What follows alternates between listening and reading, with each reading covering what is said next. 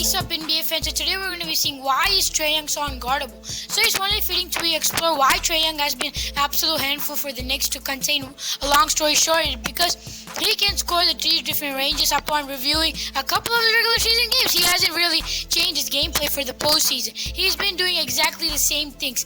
He's shooting a lot better. If you look at his top 3 most used play styles in half-court setting, this year's pretty much uses the pick and roll. So this will be the very short video.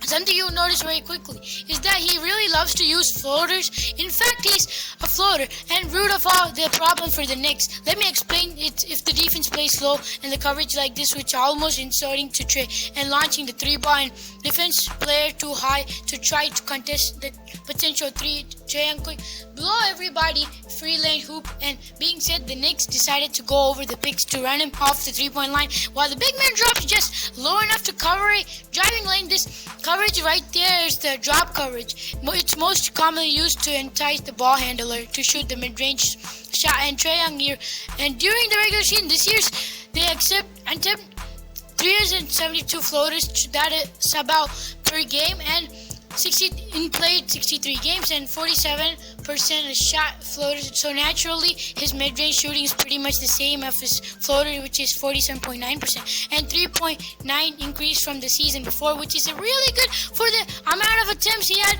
for the floater. But it's not really, because the part of the worst thing is trying to guard his floater is thinking it was a good contest, only to find out that he's actually a lob and for the run.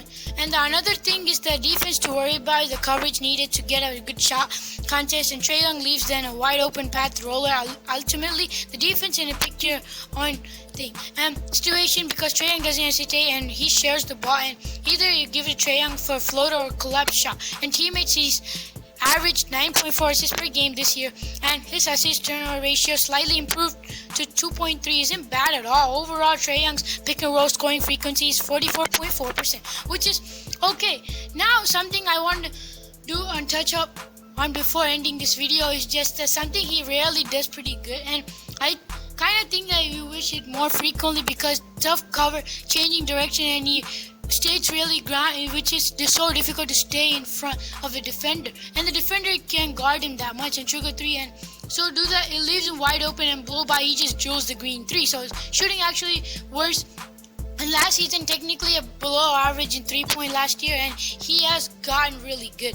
And a lot of his 3-point attempts are really contested, and they are 35 feet from the hoop, and the numbers below average. Their 3 shooter being isn't otherwise the wood defense style, and every play. And trust me if you want to do it. And of him, so overall, Trae Young is very difficult player to guard all season long, and he was who carried him in the postseason. His team Hawks, and he's unbeatable. The defense is just can't do anything about his moves. And yeah, that was all about Trae Young in this video, guys. So another thing I wanted to say is that, like, he's just carrying this Hawks team into this round 1 in the playoffs, guys. Even though the Knicks defense are good, they cannot do anything about it. So I just showed you guys how he's getting those buckets.